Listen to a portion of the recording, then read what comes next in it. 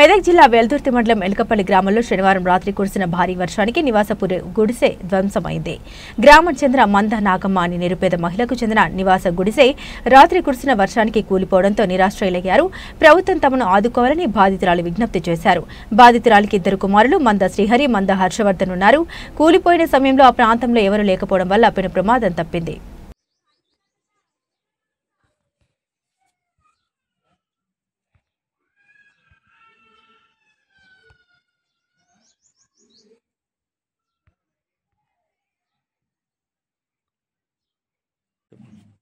బిడ్డలు కూలిపోయినాయి.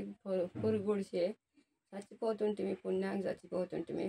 లేచి కూర్చున్నాము. రాళ్ళ మీద వాడు వర్షం పడ్డది. వర్షం పడి మొత్తం కూలింది. పురుగు గుడిసే ఎట్లా చేస్తారో మీ దాయ. ఉండటానికి ఇల్లు లేదు, ఏది లేదు. పిల్లలు ఆగమైనారు. ఆగం చేసిపోయిండు మా ఆయన. కొడుకులు, నేను ఒక్కదాన్ని.